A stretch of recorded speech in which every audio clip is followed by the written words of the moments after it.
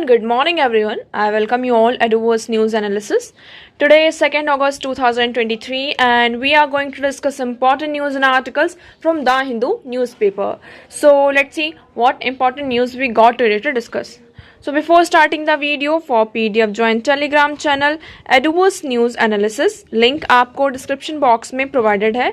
So make sure video को last तक देखें so that सारी इंपॉर्टेंट न्यूज़ आपकी यहाँ पर कवर हो. तो चलिए स्टार्ट करते हैं और देखते हैं आज हमें क्या क्या डिस्कस करना है. नाउ फर्स्ट आर्टिकल इस देखिए यहाँ पर ये आपके लिए फर्स्ट पेज में ऐसी कोई भी इंपॉर्टेंट न्यूज़ नहीं है जो आपके लिए इंपॉर्टेंट हो. बस छोटी छोटी आपके लिए यहाँ पे न्यूज़ आ जाती है तो आपको ये पता होना चाहिए कि क्या चल रहा है. इसके लिए हम इसको डिस्कस करते हैं. एक्चुअली आप देखेंगे किसकी सदर्न हरियाणा की बात करेंगे तो वहां पर कुछ कम्युनल क्लैशेस होते हैं जिसके कारण कई सारे लोगों की यहाँ पर जान जाती है. मतलब 6-7 लोग यहाँ पे इंजर्ड हुए हैं. और जो हरियाणा में एक मॉस्क था जहां पर ये अटैक होता है वहां के जो इमाम है उनकी यहाँ पर डेथ हो जाती है. ओके तो अभी जो फर्दर देखते हैं इसमें आगे सारी चीजें क्या होती है तो इसको आप किससे लिंक कर सकते हैं, कम्युनल वॉयलेंस से यहाँ पर लिंक कर सकते हैं. नेक्स्ट आर्टिकल हमारा क्या कहता है, Manipur status report on FIR shows there is a no law and order. Supreme Court ने ये कहा कि अगर हम मणिपुर के स्टेटस रिपोर्ट देखते हैं, एफआईआर की जो स्टेटस रिपोर्ट देख रहे हैं तो अगर आप उसके अकॉर्डिंग देखते हैं तो मणिपुर में हमें कोई भी लॉ एंड ऑर्डर नजर आता हुआ नहीं दिखाई दे रहा है. ठीक है, अब इस आर्टिकल को देखिए, इसमें इतना ज्यादा हमें इन्वॉल्व होने की जरूरत नहीं है. एक और आर्टिकल है आपका एडिटोरियल सेक्शन में तो दोनों आर्टिकल को हम मिक्स करके यहाँ पर डिस्कस करेंगे. उससे पहले हम यहाँ पर आगे बढ़ते हैं और डिस्कस करते हैं हमारे कल के क्वेश्चन की तरफ. तो हमारा कल का क्वेश्चन ये था, which of the following is geographically closest to Great Nicobar. अब आपका क्वेश्चन ये पूछा गया था इसमें कि हम ग्रेट निकोबार को जानते हैं. ग्रेट निकोबार कहाँ है, ये है आपका इंडिया. ओके आपका अंडमान एंड निकोबार इस साइड आता है. ओके तो हम ईस्ट साइड में देखेंगे तो आपका जो ग्रेट निकोबार है तो आपके पास यहाँ पर छोटे छोटे और भी आइलैंड नेशंस आपको देखने को मिलते हैं. तो इसमें से कौन सा आइलैंड नेशन ज्योग्राफिकली यहाँ पे क्लोजेस्ट है किसके, ग्रेट निकोबार के. अब आपके पास यहाँ पर ऑप्शन है, फर्स्ट है Sumatra, second is Borneo, third is Java, fourth है श्रीलंका. तो इसका राइट ऑप्शन क्या होगा, राइट आंसर क्या होना चाहिए. जिन लोगों ने कल इस क्वेश्चन का आंसर नहीं किया है वो लोग पहले इस वीडियो को आज पॉज करेंगे, देन क्वेश्चन नंबर फर्स्ट का आंसर कमेंट सेक्शन में करेंगे. ओके आप लोगों को कमेंट सेक्शन में ये बताना है कि ज्योग्राफिकली अगर आप देखेंगे तो कौन सा प्लेस इसमें से ग्रेट निकोबार के सबसे ज्यादा क्लोजेस्ट है, क्लोज में है. ओके फर्स्ट है Sumatra, second is Borneo, third is Java and fourth is Sri Lanka. तो मैं उम्मीद करती हूँ यहाँ पे सभी लोगों ने इस क्वेश्चन का आंसर किया होगा. अब हम बढ़ते हैं हमारे आंसर की तरफ. तो इसका राइट ऑप्शन हो जाता है सुमात्रा. आप लोकेशन में यहाँ पर देखेंगे ये है हमारा, अगर आप बात करते हैं ये हमारा इंडिया है, ये श्रीलंका इधर आ जाता है. हम ग्रेट निकोबार आइलैंड की बात करें तो ग्रेट निकोबार आइलैंड आपका ये यहाँ पर पड़ता है और उसके पास में ये आपका पड़ जाता है क्या, सुमात्रा. ओके तो great Nicobar is the southern most and largest of the Nicobar island of the India north of Sumatra. ये क्या आपका सदर्न मोस्ट लैंड, मतलब कि क्या है, ये हमारा मान लीजिए ये निकोबार आइलैंड है तो इसका जो सदर्न मोस्ट पार्ट है वो किसको हम कहते हैं, उसको हम ग्रेट निकोबार कहते हैं. और उसके पास में कौन है आपका, सुमात्रा है. क्या है, सुमात्रा. तो इसका आपका राइट ऑप्शन क्या हो जाता है, सुमात्रा. मूव करते हैं नेक्स्ट क्वेश्चन की तरफ. आई होप आपको ये यहाँ पर पूरा क्लियर होगा. नेक्स्ट है हमारा क्वेश्चन आज का. Second question is consider the following statements. Now आपके पास फिर से यहाँ पे कुछ स्टेटमेंट्स आती हैं और उनको देखते हुए आपको ये बताना है which of them is correct और incorrect. Okay, first statement is saying the Barren Island volcano is active volcano located in the Indian territory. यहाँ पर किसकी बात की जा रही है, बैरन आइलैंड वोल्केनो. क्या यहाँ पर जो बैरन आइलैंड वोल्केनो है अभी भी क्या वो जो वोल्केनो है वो एक्टिव है या नहीं इंडियन टेरिटरी में, ये आपको बताना है. Barren Island lies about 140 kilometre east of Great Nicobar. यहाँ पर किसकी बात की जा रही है, बैरन आइलैंड की. तो पहले आपको ये याद रखना कि बैरन आइलैंड में जो वोल्केनो है क्या वो अभी भी एक्टिव है या नहीं, ये पहला है. दूसरा इसमें कहा जा रहा है कि जो ग्रेट निकोबार है आपका, हम बात कर रहे हैं किसकी, ग्रेट निकोबार की. अभी हमने बात करी यहाँ पर निकोबार आइलैंड की. ये निकोबार आइलैंड आपका ऐसे हो जाता है, सदर्न मोस्ट हमने अभी बात करी थी, इसका क्या हो जाता है तो इसके ईस्ट में आप देखेंगे तो बैरन आइलैंड कहाँ यहाँ पे लाइज करता है, तो ग्रेट निकोबार के अगर आप ईस्ट में जाएंगे तो ईस्ट में मतलब इस तरफ हमें जाना है और ईस्ट में जब हम गए तो यहाँ पर क्या होता है 140 किलोमीटर तक हम गए, उसके बाद आपको क्या मिलता है, बैरन आइलैंड मिलता है. तो क्या ये स्टेटमेंट सही है या गलत, ये आप लोगों को बताना है। Third statement is the last time the Barren Island volcano erupt was in 1991 and it has remain inactive since then. इसमें ये कहा जा रहा है कि 1991 में क्या हुआ था, ये जो बैरन आइलैंड का वॉल्केनो है वो इरप्ट हुआ था, उसके बाद से आप देखेंगे ये कैसा रहा, इनएक्टिव रहा।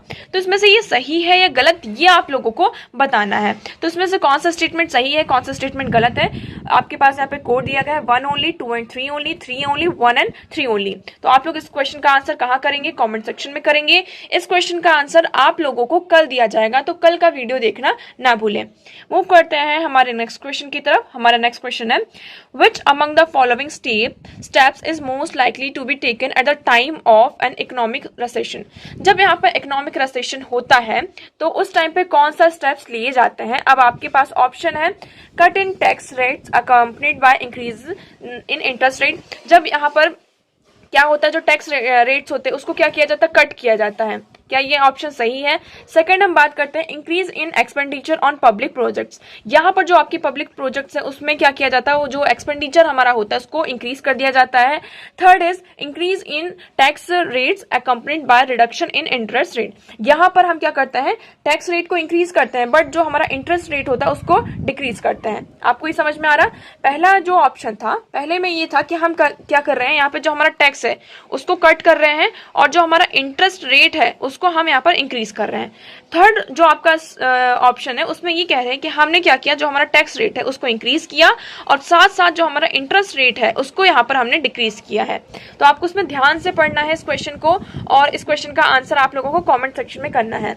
और हमारा जो लास्ट स्टेटमेंट है कि हम क्या करें, जो हमारे पब्लिक प्रोजेक्ट्स हैं उसमें क्या करते हैं, हमारा जो एक्सपेंडिचर उसको उसमें रिडक्शन किया जाए। तो उसमें किसकी बात की जा रही, पहले इकोनॉमिक रिसेशन की। इकोनॉमिक रिसेशन क्या होता है पहले आपको ये समझना होगा, उसके बाद ही आप क्या कर सकते हैं, इस क्वेश्चन का आंसर यहाँ पर कर सकते हैं। तो आप लोग फटाफट इस क्वेश्चन का आंसर, पहले वीडियो को पॉज करिए, इसको थोड़ा सा अच्छे से पढ़िए और कमेंट सेक्शन में आप एनालाइज कीजिए कि इकोनॉमिक रिसेशन होगा तो कौन सी स्टेप्स हम यहाँ पर हमें लेनी पड़ेंगी और आप कमेंट सेक्शन में क्या करेंगे, इस क्वेश्चन का आंसर करेंगे। ओके, आई होप आपको यहाँ पे क्लियर होगा। वीडियो को लास्ट तक देखिएगा, लास्ट के वीडियो में इस क्वेश्चन का आंसर आप लोगों को दिया जाएगा। मूव करते हैं अब हमारे नेक्स्ट आर्टिकल की तरफ। तो हमारा आज का नेक्स्ट आर्टिकल है GI tag given to craft from Rajasthan mangoes grown in Goa. अब यहाँ पर GI टैग दिया गया है बहुत सारे प्रोडक्ट्स को। कौन कौन से प्रोडक्ट्स को दिया गया है, 7 प्रोडक्ट्स को इंडिया के मेनली जो आपके 7 प्रोडक्ट्स हैं उनको GI टैग मिला है। इसमें से आप देखेंगे 4 राजस्थान से हैं, ठीक है, और कुछ यहाँ पर गोवा के कुछ हैं और आपके कुछ यूपी के आइटम्स हैं जिनको क्या किया गया है, यहाँ पर GI टैग प्रोवाइड किया गया है। तो इसमें से मेनली आप देखेंगे एक जो आपका सबसे पहले हम बात करते हैं जालेसर की। जालेसर क्या है, ये उत्तर प्रदेश का एक हम बात करते हैं। इसमें ये हमारे लिए इंपॉर्टेंट इसलिए हो जाता है क्योंकि यहाँ पर ये कहा जा रहा है कि यूपी में जो जालेसर है ये ईटा डिस्ट्रिक्ट में आता है और ये हमारे लिए इंपॉर्टेंट इसलिए है क्योंकि इसमें ये कहा जा रहा है कि जब मगध का राज था, है ना, जब मगध में जरासंध का राज था यहाँ पर, तो उससे आप थोड़ा सा आगे बढ़ते जाएंगे तो ईटानगर के अंदर यहाँ पे जो जरासंध आता है वो क्या था, उसकी कैपिटल थी। इसलिए यहाँ पर जो धातु शिल्प है, जालेसर का जो धातु शिल्प है, इसको क्या दिया गया है, GI टैग यहाँ पर प्रोवाइड किया गया है। तो देखिए this place is known for making decorative metal craft as well as brassware. तो यहाँ पर क्या होता है, इस प्लेस में मेनली जो आपके डेकोरेटिव मेटल के क्राफ्ट्स होते हैं, ब्रासवेयर्स होते हैं, उनको क्या किया जाता है, बनाया जाता है। इसलिए ये प्लेस क्या है, बहुत ज्यादा फेमस है और इसे यहाँ पर क्या मिला है, GI टैग आपको मिला है। अब कौन कौन से प्रोडक्ट्स को यहाँ पे GI टैग मिला है, तो आपके लिए यहाँ पे ये इंपॉर्टेंट हो जाता है, तो इसको आप नोट डाउन कर सकते हैं। देखिए ये GI टैग से रिलेटेड एक ना एक क्वेश्चन यहाँ पर आता ही आता है। आपको पूरे GI टैग्स याद रखने की जरूरत नहीं है, यहाँ पर जो इंपॉर्टेंट रिसेंट यहाँ पे GI टैग्स होते हैं सिर्फ आपको उनको याद रखने की जरूरत है, क्योंकि इससे यहाँ पे लोकेशन बेस्ड क्वेश्चन आपसे पूछा जा सकता है। मैच द फॉलोइंग करके यहाँ पे क्वेश्चन पूछा था। तो पहले देखेंगे जालेसर धातु शिल्प। जालेसर धातु शिल्प की बात की जाए, मेटल क्राफ्ट जो है हम जालेसर की, जिसकी हमने अभी बात करी उत्तर प्रदेश में, तो वहां की जो धातु शिल्प है उसको मिला है। गोवा का मनकुरैंड मैंगो है। गोन बेनकीना उदयपुर का कोफ्तकागी मेटल क्राफ्ट। बीकानेर खादिशकरी क्राफ्ट। जोधपुर का यहाँ बंदेज क्राफ्ट। बीकानेर उत्सव कला क्राफ्ट वर दोस्त one which got the tag. तो यहाँ पर ये सारे आइटम्स को क्या मिला गया है, GI टैग मिला गया है। अब हम GI टैग की बात करते हैं। GI टैग देते क्यों है, मतलब क्यों इंडिकेट, मतलब ये क्यों दिया जाता है। तो जीआई टैग का अगर आप फुल फॉर्म देखेंगे, इसका मतलब होता है ज्योग्राफिकल इंडिकेशन। ज्योग्राफिकल इंडिकेशन मतलब कि right allows those who have the right to use the indication to prevent the third party from using it if their product does not meet the application standards. यहाँ पर अगर किसी भी item को क्या कर दिया गया है, ज्योग्राफिकल इंडिकेशन प्रोवाइड कर दिया गया है। इससे क्या होता है कि ये वो डिफाइन करता है कि ये पर्टिकुलर जो आइटम है किस ज्योग्राफिकल एरिया से इसकी क्या होती है, ओरिजिन होती है, उसको ये स्पेसिफाई करता है ना। तो उसके साथ साथ क्या होता है, वहां की जो क्वालिटी है उस पर्टिकुलर आइटम की, और साथ साथ जहां से ये ओरिजिन होता है उस स्टेट की वहां पे क्या होती है, रेपुटेशन भी इंक्रीज होती है। इसलिए पर्टिकुलर प्लेस पर क्या कर दिया जाता है, लेबल प्रोवाइड कर दिया जाता है कि ये जो पर्टिकुलर आइटम है कहाँ से आता है। मान लीजिए आपने बनारसी जो साड़ी है इसके बारे में बहुत ज्यादा सुना होगा कि उससे भी क्या मिला था, आपका जीआई टैग मिला था। तो वो कितना ज्यादा फेमस है, उसके साथ साथ जो जिस एरिया से, जिस ज्योग्राफिकल एरिया से, जिस लोकेशन से वो प्रोडक्ट आ रहा है उसका भी क्या होता है, यहाँ पर नाम आगे आता है हमारे सामने। ओके, इसलिए ये क्या किया जाता है, यहाँ पे जीआई टैग प्रोवाइड किया जाता है। ये मेनली इसका जो टाइम पीरियड है आप देखेंगे वो 10 ईयर का होता है। उसके बाद आप इसको रिन्यू करवा सकते हैं, लेकिन मेनली जो आपका टाइम पीरियड होता है वो कितने ईयर के लिए होता है, 10 ईयर के लिए होता है। तो आप देखेंगे the GI can be registered for a period of 10 year, it can be renewed for the further period of 10 years. इसको आप 2 बार मतलब इसको फर्दर रिन्यू भी कराया जा सकता है। स्टार्टिंग में जो रजिस्ट्रेशन होता है वो 10 ईयर्स के लिए होता है, और आप फर्दर इसको 10 ईयर्स रजिस्ट्रेशन के लिए क्या कर सकते हैं, रिन्यू करवा सकते हैं। ओके, तो आई होप आपको जीआई टैग से रिलेटेड यहाँ पे सारी चीजें क्लियर होंगी। अब आप बैकग्राउंड की बात करते हैं तो यहाँ पर देखिए, the geographical indication of goods registration and protection act 1999 was passed by parliament in December 1999. This act aim to improve the registration and protection of geographical indication relating to goods and India. तो यहाँ पर जो आपके goods हैं India के, तो उनको geographical indication, उनका जो रजिस्ट्रेशन है उन्हें प्रोटेक्शन प्रोवाइड करने के लिए क्या किया जाता है, उनको ज्योग्राफिकली इंडिकेशन प्रोवाइड किया जाता है। ओके, अब हम बात करते हैं कि हम इसको रेगुलेट कौन करता है, जो आपका जीआई टैग दिया जाता है उसको रेगुलेट कौन करता है। तो इंटरनेशनल लेवल पर आप देखेंगे the Paris convention for protection of industrial property include geographical indications as the component of intellectual property rights. तो यहाँ पर हम बात कर रहे हैं किसकी, पेरिस कन्वेंशन। ये क्या करता है, जो भी आपके आईपीआर होते हैं, इंटेलेक्चुअल प्रॉपर्टी राइट्स, आपने आईपीआर के बारे में सुना होगा कि क्या किया जाता है, यहाँ पे इंटेलेक्चुअल प्रॉपर्टी राइट्स प्रोवाइड किया जाता है। आपने देखा होगा जो पेटेंट राइट जिसको हम कहते हैं। उसी तरीके से इंडिया में क्या है, आपका ज्योग्राफिकल इंडिकेशन रजिस्ट्रेशन होता है। ये गवर्न किया जाता है किसके द्वारा, geographical indication of goods registration and protection act 1990 द्वारा इसको क्या किया जाता है, रजिस्ट्रेशन किया जाता है इसमें। और ये इफेक्ट में कब आता है, देखिए ये जो एक्ट है ये 1999 में आपका पास हो जाता है पार्लियामेंट से, बट ये इफेक्ट में आता है 2003 से। तो ये आपको यहाँ पर याद रखना है। ओके, मूव करते हैं हमारे नेक्स्ट आर्टिकल की तरफ। अब हमारा आर्टिकल यहाँ से स्टार्ट होते हैं। तो पहला आर्टिकल है हमारा the dangers in digital personal data protection bill. अब हम बात कर रहे हैं यहाँ पर किसकी, digital personal data protection bill की। तो ये हमारे लिए यहाँ पर इंपॉर्टेंट इसलिए हो जाता है, देखिए इसमें हम सबसे पहले बात करते हैं किसकी, इसकी आप पहले स्टोरी सुनिए। इसकी स्टोरी क्या है, 2017 में केस जाता है कहाँ, सुप्रीम कोर्ट में, जिसको आप सब बहुत अच्छे तरीके से जानते होंगे, पुट्टा स्वामी केस। पुट्टा स्वामी केस से ये कहा जाता है, सुप्रीम कोर्ट ये कहती है कि राइट टू प्राइवेसी क्या है, आपका एक फंडामेंटल राइट है। क्या, राइट टू प्राइवेसी क्या है, आपका एक फंडामेंटल राइट है। इसी के चलते फिर क्या होता है, आपका एक कमिटी बनाई जाती है। उस कमिटी का नाम क्या होता है, BM श्री कृष्णन कमिटी होती है, जो एक वो ड्राफ्ट प्रिपेयर करते हैं। कौन सा ड्राफ्ट प्रिपेयर करते हैं, यहाँ पर डेटा प्रोटेक्शन ड्राफ्ट प्रिपेयर करते हैं, और उसी के बेसिस पर यहाँ पर एक बिल आता है। बट वो बिल जो होता है कि यहाँ पर बिल जो होता है वो लैप्स हो जाता है। उसके बाद फिर से यहाँ पर एक नया बिल आता है जिसको हम कहते हैं digital personal data protection bill. इतना आपको क्लियर हुआ। 2017 की बात है, यहाँ पे पुट्टा स्वामी केस होता है जिसके अंदर ये कहा जाता है कि राइट टू प्राइवेसी क्या है, हमारा फंडामेंटल राइट है। उस फंडामेंटल राइट को प्रोटेक्ट करने के लिए आपकी एक कमिटी बनाई जाती है, BM श्री कृष्णन कमिटी बनती है, जो एक ड्राफ्ट प्रिपेयर करती है डेटा प्रोटेक्शन के लिए, जिसके तहत एक बिल आता है। बट वो जो बिल होता है वो लैप्स हो जाता है। उसके बाद एक नया बिल आता है जिसका नाम है digital personal data protection bill. अब ये जो बिल आया है इसको पब्लिक के लिए सामने नहीं रखा गया, बट कुछ कुछ जो प्रोविजंस है वो हमारे सामने आए हैं, तो उनके बारे में कुछ आर्ग्यूमेंट्स यहाँ पर दिए जा रहे हैं। क्या आर्ग्यूमेंट्स है आपके पास, पहला ये कहा जा रहा है कि threat to transparency and accountability. अब ये जो आपका राइट टू प्राइवेसी है, एक तरीके से किसके कन्फ्लिक्ट में आता है, आपका राइट टू इन्फॉर्मेशन की यहाँ पर कन्फ्लिक्ट में आता है। ठीक है, हम एक तरफ से क्या डिमांड कर रहे हैं, हमारा क्या है, राइट टू प्राइवेसी है, और दूसरी तरफ है आपका राइट टू इन्फॉर्मेशन आ जाता है। तो इसमें ये कहा जा रहा है ये दोनों जो पार्ट है क्या एक दूसरे को क्या कर रहे हैं, कन्फ्लिक्ट कर रहे हैं। एक तरफ हम इंफॉर्मेशन की मांग कर रहे हैं, दूसरी तरफ हमारी प्राइवेसी है। अब आपका जो राइट टू इंफॉर्मेशन एक्ट है इसमें ना एक आर्टिकल है, एक सेक्शन है, सेक्शन 1 क्लॉज 1 सब क्लॉज जे, जो ये कहता है कि personal information is exempt from disclosure if it has no relationship to any public activity और has no relationship to any public interest. तो आप इस पॉइंट को बहुत अच्छे से पढ़ेंगे।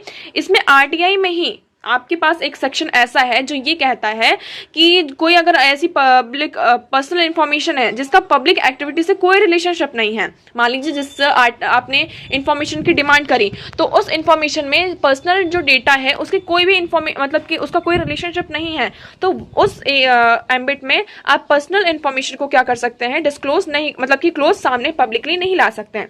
इसमें यहाँ पर पहले से ही क्या है, एग्जम्पशन हमें मिला हुआ है। हम क्या करते हैं, राइट टू इन्फॉर्मेशन में आप इन्फॉर्मेशन की डिमांड करते हैं, बट हमने जिस इन्फॉर्मेशन की डिमांड करी, फॉर एग्जांपल इसका कोई भी पब्लिक एक्टिविटी से, जो पर्सनल इन्फॉर्मेशन है उसका पब्लिक एक्टिविटी से कोई भी रिलेशन नहीं है, तो उस केस में हम जो पर्सनल इन्फॉर्मेशन है उसको पब्लिक डोमेन में नहीं लेकर आते हैं। ये ऑलरेडी हमारे पास एग्जम्पशंस हैं। बट इसमें ये कहा जा रहा है कि जो आपका ये न्यू बिल आ रहा है वो क्या कर रहा है, हमारा जो आरटीआई एक्ट है उसको अमेंड कर रहा है। क्यों अमेंड कर रहा है, कैसे अमेंड कर रहा है, इसमें जो एग्जम्पशन वाली लिमिट है उसको यहाँ पे एक्सपेंड किया गया है। क्या किया गया है, जो ये एग्जम्पशन वाली आपकी लिमिट है, जो आपको ये एग्जम्पशन मिला है उसको यहाँ पर उसका जो एम्बिट है उसको इंक्रीज किया जा रहा है। सेकंड, इसमें बात की जा रही है कि इसमें जो गवर्नमेंट है वो क्या कर रही है, डेटा को प्रोटेक्ट कर रही है। तो मतलब पूरा जो एक तरीके से गवर्नमेंट का जो डेटा है उसको प्रोटेक्शन प्रोवाइड किया जा रहा है। थर्ड, इसमें बताया जा रहा है कि जो आपकी वेरियस इंस्टीट्यूशंस हैं, है ना, जो गवर्नमेंट एजेंसीज हैं, उनको भी क्या मिला गया है, इसमें से एग्जम्पशन मिला गया है। तो आप यहाँ पर देखेंगे, the DPDP bill 2022 unfortunately empowers the executive to draft rules and notification on the vast range of issues. यहाँ पर सारी पावर किसके पास है, गवर्नमेंट के पास है। और हमें ये भी पता है कि हमारा जो पूरा डेटा है, पर्सनल डेटा, वो किसके पास है, गवर्नमेंट के ही पास है। तो इसमें पूरी अथॉरिटी किसके पास है, आपकी गवर्नमेंट के पास है। ओके, नाउ इसमें आप देखेंगे फिर से, potentially allow the government to arbitrarily exempt its cronies and government bodies such as Unique Identification Authority of India, resulting in immense violation of citizens' privacy. On the other hand, small non-governmental organization, research organization, associations of person and opposition parties that the government chooses not to include in the notification. तो यहाँ पर government के ने अपने आप को पूरी तरीके से एम्पावर करके रखा है कि हमें किस एजेंसी का डेटा यहाँ पे पब्लिक डोमेन में रखना है, किसका डेटा यहाँ पे डोमेन में नहीं रखना है। 3 पॉइंट हो गए आपके। चौथे पॉइंट यहाँ पे नो ऑटोनमी। यहाँ पर हमने क्या बात करी है कि इस डेटा के अंदर हम एक बोर्ड बनाएंगे, क्या एक बोर्ड बनाया जाएगा, बट ये बोर्ड भी कैसा है, आपका इंडिपेंडेंट नहीं है। क्यों इंडिपेंडेंट नहीं, क्योंकि इस बोर्ड के जो मेंबर हैं उनका जो अपॉइंटमेंट है, उनकी सैलरी है, सारा जो काम है वो किसके द्वारा किया जा रहा है, गवर्नमेंट के द्वारा यहाँ पर किया जा रहा है। तो ऑब्वियस सी बात है वो किसके कहने पर चलेंगे, गवर्नमेंट के कहने पर चलेंगे। तो देखिए, further to meet its objective of protecting personal data, it is critical that the oversight body set up under the legislation be adequately independent to act on violation of the law by government entities. तो यहाँ पर इसको independent होना था, but इसको कौन oversight कर रहा है, गवर्नमेंट ओवरसाइट कर रही है। इसलिए ये भी क्या है, आपकी इंडिपेंडेंट नहीं है, इसमें कोई भी ऑटोनॉमी आपको देखने को नहीं मिलती। तो देखिए, अभी ये जो बिल है अभी पास नहीं हुआ है, आपको ये सिर्फ अभी बिल है। फर्दर ये एक्ट, जब एक्ट अगर बन जाता है तो इससे क्या इंप्लीकेशंस होते हैं, क्या क्या सारी चीजें निकल कर आती हैं, उसको फर्दर इससे रिलेटेड कोई ना कोई आर्टिकल 100% श्योर है कि आना ही आना है। तो इसको हम फिर डिस्कस करेंगे। ओके, मूव करते हैं हमारे नेक्स्ट आर्टिकल की तरफ। अब हमारा नेक्स्ट आर्टिकल है, यहाँ पर क्या है, bus right to equality the wheels of change in Karnataka. Karnataka में एक स्कीम लेकर आई गई है, जिस स्कीम का नाम क्या है, आपका शक्ति स्कीम। क्या नाम है इस स्कीम का, तो आपसे ये पूछा जा सकता है कि शक्ति स्कीम यहाँ पर क्या है, किस गवर्नमेंट किस स्टेट में इसको लेकर आया गया है। तो आपकी जो शक्ति स्कीम है ये कर्नाटका की गवर्नमेंट के द्वारा लेकर आया है, जिसमें उन्होंने ये कहा है कि जो विमेन्स है आपकी, अगर आप विमेन का पार्टिसिपेशन देखते हैं पब्लिक स्ट्रीट्स में कहीं भी, तो आपको विमेन से ज्यादा यहाँ पे मैन दिखाई देते हैं। जो भी एरिया होता है किसके द्वारा ऑक्यूपाइड होता है, मैन के द्वारा। ट्रेडिशनली आप देखेंगे तो किसके द्वारा ऑक्यूपाई होता है, मैन के द्वारा होता है। चाहे आप देख लीजिए, इसमें कहा है कि street, railway station, market, shops, long quiz. तो यहाँ पे ऑफन यहाँ पे जो वुमेन होती है इनका या तो माइनॉरिटी में होती है या फिर एब्सेंट होती हैं।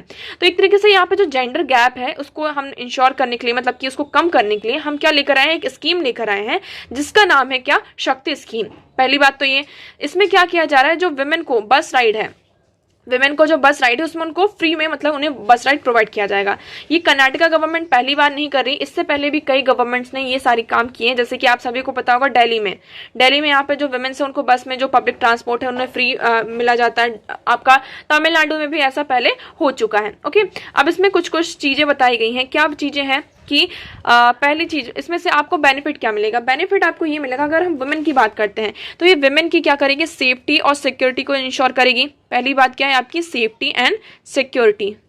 सेकंड आप करते हैं इसमें कि जैसे ट्रेवल में क्या होता है, कई बार हम बात करते हैं ट्रेवल का जो कॉस्ट होता है, तो इससे क्या होता है आपकी इनकम धीरे धीरे कम होने लगती है। मतलब कि हम एक बार सोचते हैं कि मान लीजिए आप चाहे एजुकेशन लेवल पर सोच लें कि हमें कॉलेज जाना है, स्कूल जाना है, तो मान लीजिए यहाँ से यहाँ तक का हमारा रास्ता है। हम पहले ये देखते हैं कि हमें यहाँ से डिस्टेंस हम नहीं देखते कि कितना दूर है, हम ये देखते हैं कि हमारा खर्चा कितना आ रहा है, कितने रुपए हमें किराया वहाँ पर देना पड़ेगा, कितना फेयर लग रहा है। उस बेसिस पर हम यहाँ पर डिसाइड करते हैं कि हमें उस प्लेस पर जाना है या नहीं जाना। और इतना इनकम सोर्स नहीं होता, तो एक तरीके से क्या करेगा, जो ट्रेवल का कॉस्ट है वो कम करेगा। और अगर ट्रेवल का कॉस्ट कम होगा तो वुमेन का जो पार्टिसिपेशन है इन पब्लिक डोमेन्स में वो क्या होगा, इंक्रीज होगा।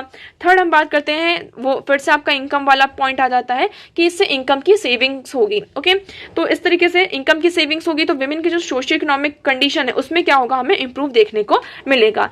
तो इन पॉइंट्स को ध्यान में रखते हुए क्या किया गया है, इस स्कीम को लेकर आया गया है। ओके, तो आप देखेंगे the Shakti scheme in Karnataka is drive from a need to confront the realities of deeply patriarchal society in India. तो ये किसको यहाँ पे कन्फ्रंट करना चाहती है, जो हमारी डीपली पेट्रियार्कल सोसाइटी है इंडिया की, उसको कन्फ्रंट करने के लिए यहाँ पे इस स्कीम को लेकर आया गया है। अब इस स्कीम से अगेंस्ट में कुछ लोग इसके आर्ग्यूमेंट, कुछ लोग फेवर में है, कुछ लोग इसके अगेंस्ट में है। अगेंस्ट में वो लोग हैं कह रहे हैं कि इसको एक फ्री बी का लेबल प्रोवाइड किया गया है। फ्री बी का मतलब क्या होता है कि गवर्नमेंट यहाँ पे प्रॉमिस कर देती है कि हम ये करेंगे, ऐसा करेंगे, जो आपकी पॉलिटिकल पार्टीज हैं, बट उसका जो पूरा खर्चा होता है, ओवरलोड आता है, किसके ऊपर आता है, गवर्नमेंट के ऊपर आता है।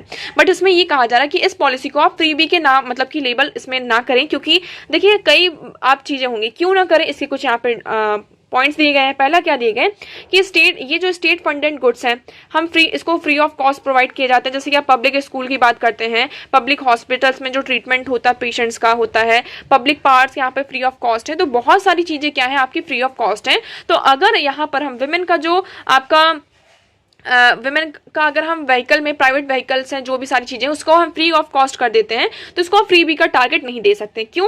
क्योंकि जो टैक्स पेयर्स हैं, टैक्स पेयर्स की मनी से ही हम क्या कर रहे हैं, यहाँ पे जो स्कूल्स, हॉस्पिटल, पार्क्स हैं, आपके रोड हैं, उसके हम जो पेमेंट यहाँ पर कर रहे हैं। ओके, तो अगर आप इसको फ्री बस का यूज यहाँ पर किया जा रहा है तो आप इसको फ्री बी का नाम क्यों दे रहे हैं, पहला तो ये हो गया।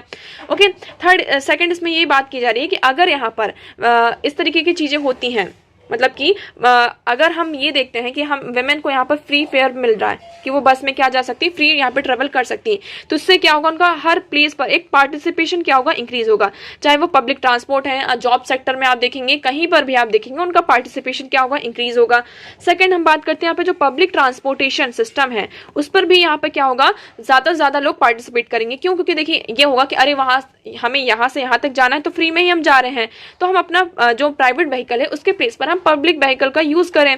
इससे क्या होगा, आपका पब्लिक जो ट्रांसपोर्ट का ज्यादा से ज्यादा यूज होगा तो आपका जो पॉल्यूशन लेवल है उस पर भी आपका क्या होगा, इन्वायरमेंट बेसिस पे अगर आप देखेंगे तो उसमें भी हमें क्या देखने को मिलता है, एक पॉजिटिव आउटकम दिखाई देता है।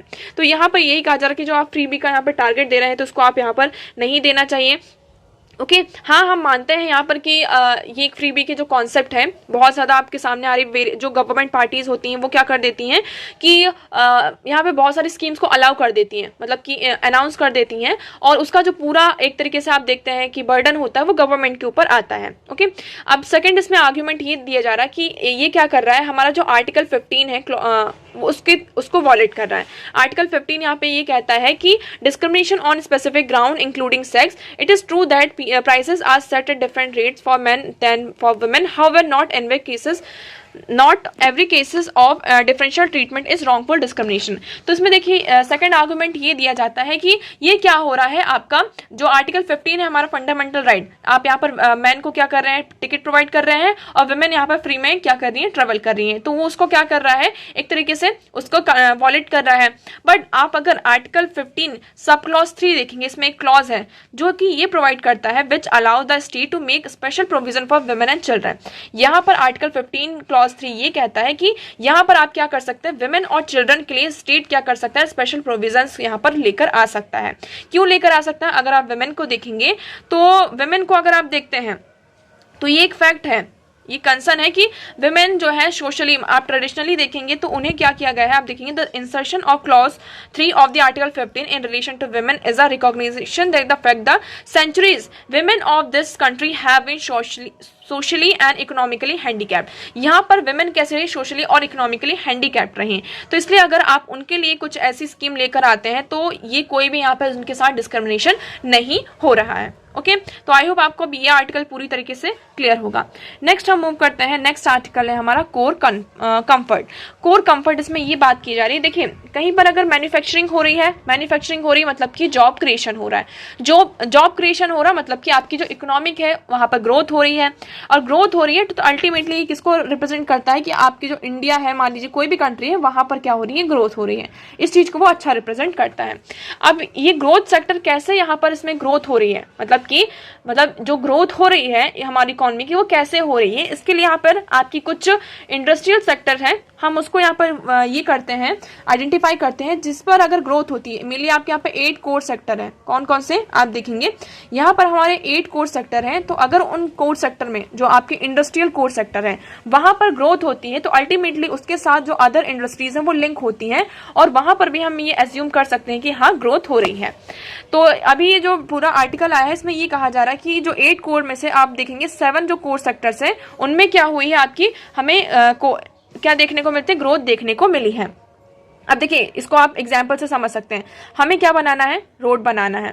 तो जो गवर्नमेंट ने अभी इनिशिएटिव लिया है कि हमें क्या करना है, ज्यादा से ज्यादा कैपिटल एक्सपेंडिचर करना है, तो गवर्नमेंट का जो इनिशिएटिव है कैपिटल एक्सपेंडिचर का, उसने क्या किया है, यील्ड किया। तो आप देखेंगे government efforts to boost infrastructure yielding result. तो हम यहाँ पर जो कैपिटल इंफ्रास्ट्रक्चर में इन्वेस्ट कर रहे हैं, गवर्नमेंट जो इन्वेस्ट कर रही है, इसका जो एक रिजल्ट है वो हमारे सामने नजर आता हुआ आ रहा है, ठीक है ना, हमारे सामने नजर आ रहा है। तो कैपिटल इंफ्रास्ट्रक्चर की आप बात करते हैं, जैसे कि हमने यहाँ पर कहा कि हमें रोड बनानी है, तो इसके साथ साथ देखिए क्या क्या चीजें इंक्लूड हैं इसमें। आपको रोड बनाने के लिए सीमेंट चाहिए, आपको यहाँ पे स्टील चाहिए, आपको मान लीजिए आयरन यहाँ पर चाहिए। तो देखिए आप ये सारी चीजें चाहिए, तो आप बना एक चीज रहे बट उसके साथ यहाँ पर 3-4 चीजें आपकी क्या है, लिंक है। तो अगर आप एक सेक्टर में अगर आपका बूम होता है तो उसके साथ साथ जो अदर सेक्टर्स है वो ऑटोमेटिकली क्या होता है, उसमें हमें ग्रोथ दिखाई देती है। ओके, अब आप इसके बारे में यहाँ पर देखेंगे, ये हमारा आ जाता है इंडेक्स ऑफ इंडस्ट्रियल प्रोडक्शन। ये क्या करता है, जो भी आपके जो प्रोडक्शन, इंडस्ट्रियल प्रोडक्ट्स में यहाँ पे कितना प्रोडक्शन हो रहा है, उसके वॉल्यूम में, उसमें क्या क्या चेंजेस हो रहे हैं, तो उसका पूरा जो डेटा होता है प्रोवाइड करता है इस इंडेक्स के द्वारा। आपका ये इसको हम IIP भी कहते हैं। ये आपका बात करते हैं, it compiles and publish monthly by national statistical office. ये जो आपका NSO है इसके द्वारा एक मंथली पब्लिकेशन होता है। तो आप हर महीने, आपने देखा होगा, हमने इसको डिस्कस भी किया, हर महीने इसका डेटा आता है और उसके द्वारा यहाँ पे पब्लिश किया जाता है। तो it is a composite indicator that measure the growth rate of industries. यहाँ पर ये क्या करता है, जो इंडस्ट्री की ग्रोथ रेट है उसको मेजर करता है। ओके, इसको यहाँ पे ब्रॉडली क्लासीफाई किया गया, जैसे कि आपके ब्रॉड सेक्टर हो गए जिसमें माइनिंग, मैन्युफैक्चरिंग, इलेक्ट्रिसिटी, ये सारी चीजें आपकी आती हैं। बेस की अगर हम बात करते हैं तो इसका बेस ईयर क्या है, 2011 एंड 12। इसमें मेनली जो हम बात करते हैं कि जो आइटम इसमें IIP में इंक्लूडेड है उसमें इसका वेटेज कितना है, 40.27% यहाँ पे वेटेज है। आपकी यहाँ पर 8 कोर सेक्टर इंडस्ट्रीज कौन कौन सी हैं, refinery product, electricity, steel, coal, crude oil, natural gas, cement and fertilisers. तो ये आपकी क्या है, 8 कोर इंडस्ट्रीज है। इसमें सभी ये कहा जा रहा है कि जो कैपिटल एक्सपेंडिचर है उसके कारण हमारी 7 जो कोर इंडस्ट्रीज है उसमें हमें बूस्ट देखने को मिला है। ओके, आई होप आपको ये क्लियर होगा। मूव करते हैं हम हमारे नेक्स्ट आर्टिकल की तरफ। तो हमारा नेक्स्ट आर्टिकल है climate finance add another layer of inequity to climate change. अब इसमें बात की जा रही है, देखिए इसमें क्या है, क्लाइमेट फाइनेंस की बात करें। अब देखिए क्लाइमेट चेंज हो रहा है, ग्लोबल वार्मिंग हो रहा है। अब ग्लोबल वार्मिंग की बात अगर हम करते हैं तो इसका जो लार्जर इम्पैक्ट किस पर पड़ रहा है, आपके जो छोटे छोटे स्मॉल नेशंस है उस पर पड़ रहा है। ठीक है, तो आप देखेंगे मैनी कंट्रीज इन सब सहारन अफ्रीकन। अब देखिए हम बात करते हैं सब सहारन अफ्रीकन कंट्रीज की बात करते हैं, और आपके जो छोटे छोटे आइलैंड नेशंस हैं वो तो इतने ज्यादा छोटे हैं कि अगर वो अपना पूरा प्रोडक्शन रोक दे, मान लीजिए जो इंडस्ट्रियल प्रोडक्शन के कारण यहाँ पे जो एमिशन हो रहा है और सारी चीजें अगर वो रोक देते फिर भी इसका 0.0%, 0.01% ही क्या होगा, पूरे वर्ल्ड लेवल पर इसका इम्पैक्ट दिखाई देगा अगर वो अपना जो पॉल्यूशन है रोक भी देते हैं। बट ये जो ग्लोबल पॉल्यूशन हो रहा है, ये ज्यादा जो ग्लोबल पॉल्यूशन ग्लोबल पॉल्यूशन हम बात कर रहे हैं यहाँ पे, जो ग्लोबल वार्मिंग हुई है ये क्यों हुई है, आपकी जो बड़ी बड़ी यहाँ पे कंट्रीज हैं, हम बात करते हैं जैसे कि चाइना हुआ, रशिया हुआ, अमेरिका हुआ, इंडिया हुआ, है ना। तो जितने भी बड़े बड़े नेशंस हैं वो क्या कर रहे हैं यहाँ पे, उन्होंने इंडस्ट्रियल पॉल्यूशन किया और उसके कारण क्या हुआ, ग्लोबल वार्मिंग हुई। और ग्लोबल वार्मिंग का जो इम्पैक्ट है वो किसके ऊपर पड़ रहा है, ये जो छोटे छोटे आइलैंड नेशन है उनके ऊपर यहाँ पर पड़ रहा है, सब सहारन अफ्रीकन कंट्रीज के ऊपर पड़ रहा है। ठीक है, अब इसमें दो चीजें आ जाती हैं, क्या क्या चीजें आ जाती हैं, एक तो ग्लोबल वार्मिंग का इम्पैक्ट उनके ऊपर पड़ रहा है, दूसरी बात यहाँ पर इम्पैक्ट पड़ रहा है जैसे कि आपके वेरियस जो डिजास्टर्स होते हैं उनको वो फेस करना पड़ता है। डिजास्टर आया, अब उस डिजास्टर से रिवाइव करने के लिए उन्हें क्या करना पड़ता है, उनकी इकॉनमी तो इतनी ज्यादा है नहीं कि वो उससे रिवाइव कर पाए, तो वो क्या करती है, यहाँ पे डेट लेती हैं।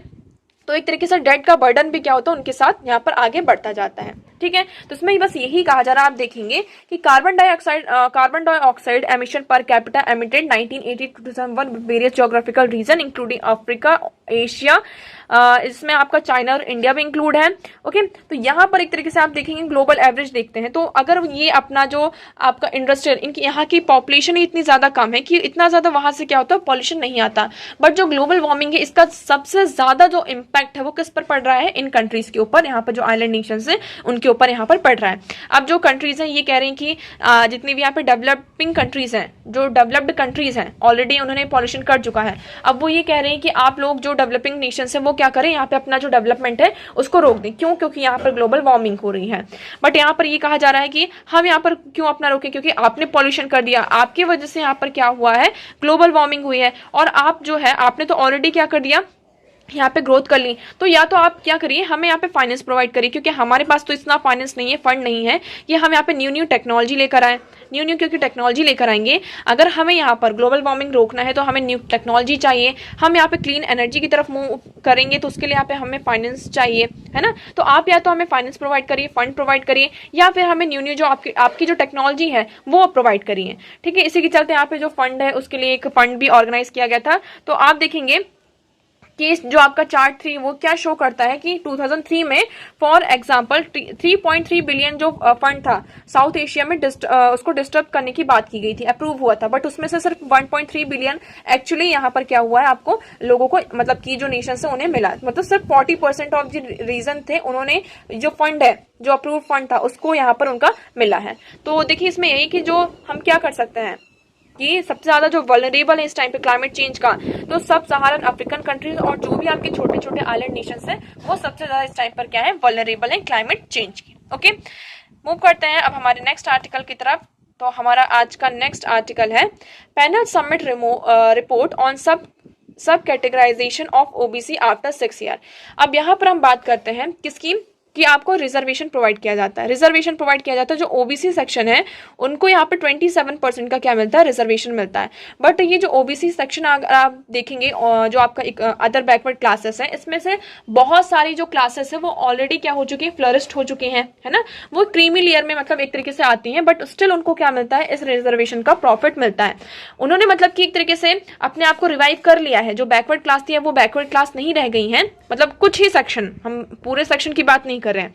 तो इसी के चलते यहाँ पर 2017 में क्या होता है, एक रोहिणी कमीशन बनाई जाती है। तो आपको यहाँ पर याद रखना है 2017 में रोहिणी कमीशन बनाई जाती है, जिससे ये कहा जाता है कि 3 मंथ में, मतलब कि 3 मंथ का उनको टाइम दिया जाता है स्टार्टिंग में, कि 3 मंथ्स में आप क्या करिए, एक रिपोर्ट बनाइए अदर बैकवर्ड क्लासेस में, कि इसमें से कौन कौन सी जो क्लासेस हैं वो क्रीमी लेयर में आती हैं, मतलब कि वो फ्लरिश्ड हो चुके हैं, इकोनॉमिकली यहाँ पे वेल सेटल्ड हैं, और कौन कौन सी यहाँ पे क्लास है जो अभी भी यहाँ पर मार्जिनलाइज्ड हैं। ये चीज हो जाती है। 3 मंथ का टाइम दिया जाता है, फिर उनका जो ये टाइम पीरियड है उसको एक्सटेंड करते जाते हैं और 6 ईयर तक, मतलब 6 ईयर्स तक इनको एक्सटेंशन मिलता जाता है। और फाइनली 2023 अभी हाल ही फिलहाल में इन्होंने क्या करी है, अपनी रिपोर्ट को यहाँ पे सबमिट किया है। अभी ये जो रिपोर्ट है अभी पब्लिक डोमेन में नहीं आई है, आपको ये याद रखना है, ये रिपोर्ट अभी पब्लिक डोमेन में नहीं आई है, बट इन्होंने क्या कर दिया है, अब अपनी रिपोर्ट को सबमिट कर दिया है। ओके, तो अब आपको इसमें याद क्या रखना है, रोहिणी कमीशन ये किससे रिलेटेड है, ओबीसी से रिलेटेड है। कब इसको यहाँ यहाँ पर कॉन्स्टिट्यूट किया गया था? 2017 में इसे यहाँ पर कॉन्स्टिट्यूट किया गया था कि जो ओबीसी है आपका, उसमें यहाँ पे सब कैटेगराइजेशन करना है। क्या करना है इनको? सब कैटेगराइजेशन करना है कि कौन सा ग्रुप यहाँ पे फ्लरिश्ड है, इकोनॉमिकली वेल ऑफ है, और कौन सा ग्रुप अभी भी यहाँ पे मार्जिनलाइज्ड है। ओके, तो आई होप आपको यहाँ पर ये क्लियर होगा। अब हम मूव करते हैं हमारे नेक्स्ट आर्टिकल की तरफ। तो हमारा नेक्स्ट आर्टिकल है centre owes 6,366 crore in MNREGA wages to 18 state union territories. यहाँ पर सेंट्रल गवर्नमेंट ने ये कहा, यूनियन ने पार्लियामेंट में, कि इन्फॉर्म किया है सभी को कि जो आपकी पार्लियामेंट है वो यहाँ पर 6,366 करोड़ रुपीस क्या करती है, ओ करती है। और इसमें से जो आप बात करते हैं जो वेस्ट बंगाल का है, वेस्ट बंगाल का सिर्फ अकेला आप देखेंगे उसमें से वेस्ट बंगाल का 2,770 करोड़ रुपीस है, राजस्थान का इसमें से 979 करोड़ रुपीस, बिहार का 669 करोड़ रुपीस। इवन यहाँ पर जो लाइबिलिटीज है, आपका जो मटेरियल कंपोनेंट है उसके में यहाँ पर 6,266 करोड़ की लाइबिलिटी अभी सेंटर के पास यहाँ पर है। ओके, अब इसमें ऐसा क्यों है, इसका रीजन यहाँ पर अब देखिए, मनरेगा से रिलेटेड बहुत स्टार्टिंग से, आप जब से ये आपके 2023 स्टार्ट हुआ है तब से मनरेगा से रिलेटेड, मतलब इससे पहले से जो है मनरेगा आपका न्यूज में बना ही बना है। तो इसको आप बहुत अच्छे से प्रिपेयर करिएगा। आपका प्रीलिम्स से रिलेटेड यहाँ पे क्वेश्चन आपको देखने को मिलेंगे, और मेंस में आपको एक ना एक क्वेश्चन आप गारंटी के साथ कह सकते हैं कि इससे क्वेश्चन यहाँ पर आएगा। ओके, तो मनरेगा, इसमें उन्होंने ये कहा, गवर्नमेंट ने ये कहा कि हमने क्या किया है, जो मनरेगा आपका Mahatma Gandhi national rural employment guarantee act है, इसका जो सेक्शन 27 है, इसे इन्वोक करते हुए गवर्नमेंट ने क्या किया है, पेमेंट को ब्लॉक किया है। क्यों ब्लॉक किया है? क्योंकि यहाँ पर गवर्नमेंट ने क्या किया था कि कुछ डायरेक्शंस दिए थे, और जो सेंट्रल गवर्नमेंट के कुछ डायरेक्टिव्स थे, और उन डायरेक्टिव्स को क्या किया गया, जो आपकी स्टेट गवर्नमेंट ने, उन्होंने इसको फुलफिल नहीं किया। इसी के चलते ये जो फंड है, जो पेमेंट है, उसको यहाँ पर उस पर रोक लगाई गई है, ब्लॉक उसको किया गया है। ये सारी चीजें यहाँ पर सामने आती हैं। अब एक तरीके से आपको यहाँ पर क्या याद रखना है, मनरेगा। ठीक है, मनरेगा से रिलेटेड यहाँ पर क्या होता है, एक तो वेजेस वाला इशू आता है। ये कहाँ की स्कीम है आपको याद रखना है, ये रूरल एरिया की स्कीम है। इसको रूरल एरिया में लेकर आया गया था जिससे ये हो सके कि क्या हो रहा था उस टाइम पर, जो आपका हम बात करते हैं माइग्रेशन बहुत ज्यादा हो रहा था, रूरल से अर्बन एरिया की तरफ माइग्रेशन बहुत ज्यादा हो रहा था। तो इसे रोकने के लिए हमने क्या किया कि रूरल, हम इस स्कीम को लेकर आए। 100 डेज का आपको क्या दिया जाता है, एम्प्लॉयमेंट यहाँ पर प्रोवाइड किया जाता है। ठीक है, इसमें क्या किया जाता है, 100 डेज का आपको एम्प्लॉयमेंट प्रोवाइड किया जाता है। अब देखिए, इसी के चलते यहाँ पर डिमांड हो रही है कि अर्बन एरिया में भी हम क्या कर सकते हैं, इस तरीके की स्कीम को लेकर आया जा सकता है, जिससे क्या होगा कि जो यहाँ पर एम्प्लॉयमेंट की डिमांड है उसको हम थोड़ा क्या कर पाएंगे, कम कर पाएंगे। ओके, तो आई होप आपको यहाँ पे क्लियर होगा। तो अब देखिए, मनरेगा से रिलेटेड यहाँ पे क्या क्या इश्यूज आ जाते हैं, वो आपको यहाँ पे एक इसका ना आप एक चार्ट बना सकते हैं, एक फ्लो चार्ट की तरफ, कि मनरेगा है आपका, मनरेगा के यहाँ पे क्या क्या बेनिफिट्स हैं, और मनरेगा के साथ यहाँ पे क्या क्या इश्यूज हैं, इसको हम कैसे रिजॉल्व कर सकते हैं। तो इस तरीके से आप इसको पूरा प्रिपेयर कर सकते हैं। ओके, तो आई होप आपको ये क्लियर होगा। अब आप, हमारा एक आर्टिकल यहाँ पर मिस हो गया है, हम इसको भी डिस्कस कर लेते हैं। इसको वैसे हमने डिस्कस किया हुआ है कि हमारा जो फॉरेस्ट कंजर्वेशन एक्ट है उसमें कुछ चेंजेस किए गए हैं। इसको हमने कई, अभी आपका ये आर्टिकल आया था तो हमने इसको डिस्कस किया था। तो इसमें ये है कि हमारा जो फॉरेस्ट कंजर्वेशन एक्ट है उसमें चेंज किया गया है। क्या चेंज हुआ है? पहला जो चेंज है, जो आपका फॉरेस्ट की जो डेफिनेशन है उसको यहाँ पर उसमें चेंज किया गया है।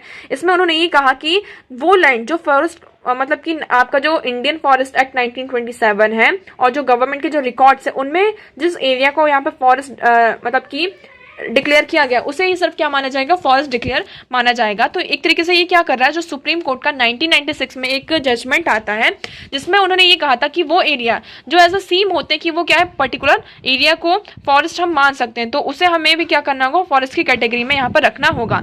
तो ये उसको क्या कर रहा है, वॉलेट कर रहा है। ओके, दूसरी यहाँ पे बात की जा रही किसकी, कि यहाँ पर एग्जाम्पशन मिला है किसकी, कि अगर जो आपका बॉर्डर एरिया, तो बॉर्डर एरिया से 100 किलोमीटर तक का जो एरिया आता है वहां पर गवर्नमेंट क्या कर सकती है, कोई भी कंस्ट्रक्शन, हैवी कंस्ट्रक्शन या फिर जो इंफ्रास्ट्रक्चर प्रोजेक्ट्स है उसको स्टैब्लिश कर सकती है, बना सकती है, चाहे रोड हो, हाईवे हो। तो इसके लिए यहाँ पर गवर्नमेंट को क्या करना होगा, कोई भी फॉरेस्ट क्लियरेंस को सीक नहीं करना होगा, विदाउट परमिशन यहाँ पर गवर्नमेंट ऐसा कर सकती है। तो इस पर यहाँ पे थोड़ा ऑब्जेक्शन उठाया गया है।